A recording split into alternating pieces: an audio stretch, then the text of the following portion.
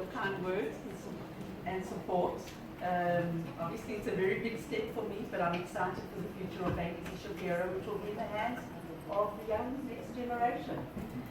So, first of all, I'd like to thank the Israeli and Austrian missions, the Harvard School project on disabilities, DES and ESA for co-sponsoring. Thank you, Prof, for being our mentor and amazing friend. And thank you to all the speakers for joining us today. So it's my privilege to share with you the story of Baby Shapiro as social entrepreneurs. And I absolutely agree with Professor Stein that in the implementation of the CRPD, there is importance, obviously, of policies top-down, but no less importance in order to make sure that things happen is the role of non-profits, entrepreneurial non-profit organizations to make for change bottom up.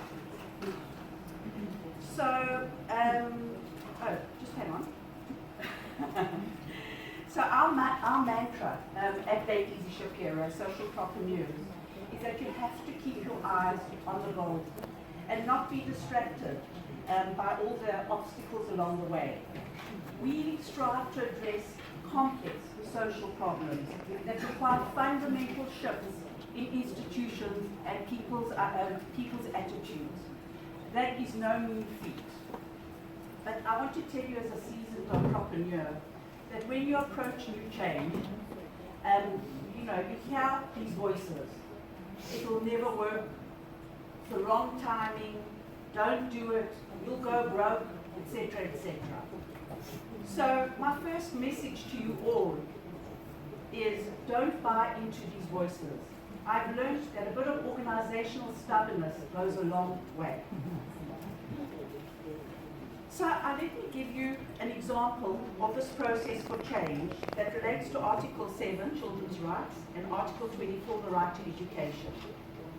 So 30 years ago, we at Baby Shapiro identified an unjust situation where young children with significant disabilities in their families had no access to services when they most needed it. We set up a model of excellence around community-based early intervention in two diverse communities, in the Hebrew-speaking community and in the Arabic-speaking community. When we saw how effective our model was, we decided that the civil society could not meet all the needs in the country, and we decided to go on a legislative process to turn our experience into a basic right for all young children in Israel. We managed to pass a law that assured this right, and today there are 130 early intervention centers around Israel for all groups and for all languages. We are also training people across the Green Line in Bethlehem as well as in other countries. So as we can see here, when we started this legislative process as change agents, as social entrepreneurs, we were told by all the stakeholders around us, this is not the right timing. The parliament, the coalition in our parliament is weak. Disabilities is not on the agenda of the parliament. Israel is facing more critical issues, and just as well we didn't listen. Because today, every child in Israel has the right to access early intervention services. So I'd really like to just say a word about how social entrepreneurs are defined by Martin and Osborne. Anyway, I'm sure there are many different ways of defining social entrepreneurship. But social entrepreneurs are people who identify an unjust situation in which a segment of the population is excluded and marginalized. They challenge the existing situation, create new alternatives and solutions, and then facilitate a new equilibrium on a more scalable level, on a local, national, and international level. So let me make this definition a little bit more tangible in the Israeli context. 39 years ago, when Beit Izi Shapiro started, the situation for people with disabilities was bleak. The public had negative attitudes, and institutionalization was the main solution. In fact, we are only now going through a process of deinstitutionalization, and there was certainly no community service-based organization. So then Izi Shapira wanted to create a change and bring successful models and then impact and scale them up together with government, the private sector, and civil society. We realize that government is hesitant to take risks, is hesitant to bring new solutions to the table, and therefore we do have an obligation to be the beacon of light on the ground to show what change can look like. I'm pleased to say that in Israel today, things have changed completely. There's a vibrant civil society with outstanding NGOs, many of them here this morning.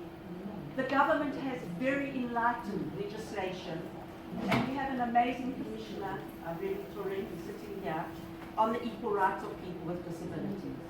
But of course, we still have a long way to go. So I want to just show you some of the models that we innovated and how we managed to scale them up. Just very quickly, some services. We set up the first dental clinic in Israel, the first multi-sensory room, the first therapeutic hydrotherapy pool, the first inclusive playground, the first early intervention center, so on. And today, there are 20 dental clinics, 500 sensory rooms, 130 early intervention centers, 40 inclusive playgrounds, and 150 therapeutic pools, of which we don't run most of them. So this is how we have looked at as innovation and social entrepreneurship and scaling up. But now I'd like to relate and of course this was all done with government and changing regulations, changing legislation, making sure that the business sector gets involved and other NGOs. I'd like now to give two other examples that are not service-based, but they're principles that are well within the CRPD, the Convention of the Rights of People with Disabilities. So the first subject that I want to speak about in terms of our social entrepreneurship is assistive technology. I want to relate to Article 24. Just as 30 years ago, we identified an unjust situation with people with early intervention, there's no doubt that the world has become more technological and our day-to-day functioning is dependent on access to technology. The gap of an already marginalized population becomes even greater if the issue of universal design and accessibility is not addressed. So as social entrepreneurs, we wanted to explore the role that we have in addressing this gap in Israel. So we formed a partnership with the Israeli high-tech community as well as with worldwide companies like Google, Apple, SAP. And together, just as an example, with people with disabilities, we trained on the Google campus app developers on how they can make their apps accessible across all the disabilities. In addition, we developed a platform, an accelerator platform, to help high-tech people produce and develop appropriate AT for people with disabilities, of which 40 of the projects that went through our accelerator, 40% of the projects that went through our accelerator have got money and got seed money either from the head scientists in Israel or from private investors, and 5 of the products are already on the world market. We are now taking this to the next level and developing a proper incubator which will accelerate solutions to people with disabilities. And I'm very excited to see where that will bring us. But we know that this is not enough. We know that only 10% of the population who needs assistive technology actually uses it. So we are also now just opened our first training course of professionals, families and people with disabilities on the use of AT together with the Haifa University. The last example I want to bring on our social entrepreneurship is the issue of leadership and self-advocacy, which is really the heart of the Convention of the Rights of People with Disabilities. I want to relate to Article 29. Social entrepreneurship does not just belong to the professional community, but mostly belongs to the disability community. So we have developed a social entrepreneurial leadership program with the valued help of Prof. Stein and Madam Venus, who are our mentors. And within this leadership program, We impart knowledge and skills necessary to affect social change. This initiative is for DPOs and individuals across the disability community, where diversity is valued, such as age, ethnic group, gender, types of disabilities, etc. And we are really, in this effort, committed to two major principles. The first being cross-disability entrepreneurship, and the second, the leadership be active in mainstream organizations for change, like in the field of health, gender issues, political, social, and other economic issues. We are focusing on the more marginalized groups who don't have a voice, people with intellectual disabilities, people who use augmentative communication, women with disabilities, youth, and so on. But we've really learned so much from our advocates who have intellectual disabilities. We have formed 11 local advocacy groups, and there's a national group, and they have done amazing work in impacting on legislation which is in the heart of the CRPD, the guardianship law. The SCHUT, which is a human rights organization, put on the table of in our parliament to change the guardianship law. But our advocates, when they gave witness to the rights that are taken away from them, from our present law, and they managed to influence our parliamentarians to make a change. And today there are pilot programs on supportive decision making. And I really give the full credit for this change to the self-advocates. So I think in conclusion, I'd just like to share with you some of what my personal beliefs are on how do you keep organizations entrepreneurial. How do you keep an organization of 39 years still innovative and entrepreneurial? It's no easy feat. So as I look to the future also on how organizations are going to have to look in order to make social changes, these are a few of my thoughts. Firstly, I think the organizations of today and tomorrow have to be changed quickly as the environment and needs change. One has to identify opportunities and move on them fast in order not to lose the opportunities. Structure is important. We see Bank Izzy Shapira as a big startup, but the different units within the organization are the mini startups. And the mini startups need quite a lot of autonomy in order to make decisions and move forward. We also believe that there have to be transdisciplinary, cross-organizational teamwork. This creates not only synchronization in the organization, but also creativity, where people with different points of view come and voice their opinion, and you can get to a much better and effective process.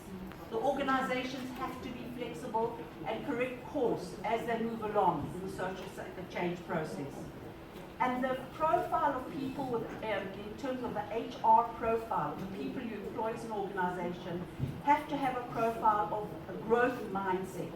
In other words, people who are able to take risks, people who have dreams, and that has to be encouraged. Management has to be able to listen to the needs from the people working on the ground. It's not just the management. I always say the fantastic innovations that have come to Bank Izzy is not from me.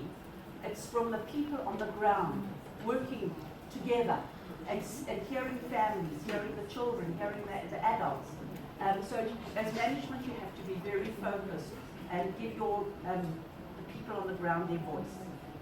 The culture of the organization has to be one of partnerships between government, non-profit, and the business sector.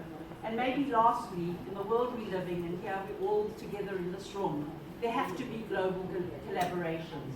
The world is very small. We have learned so much from our colleagues around the world, and I hope that we have managed to share some things. So, Bank Izzy Shapira, this is our story. From 16 direct service recipients in 1980, we are now impacting on 500,000 people annually. So I'd like to just invite you all to really keep in contact with us. We have so much to learn from you all, and I really believe that together we can, through entrepreneurship, we can further the implementation of the CRPD. Thank you very much.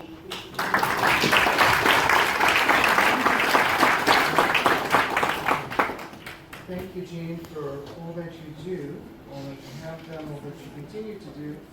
And before we shift away from being Izzy Shapira, we also mentioned that in July 2020, you'll be hosting your 7th International Global Conference in Tel Aviv. The details to be found on the BBC website.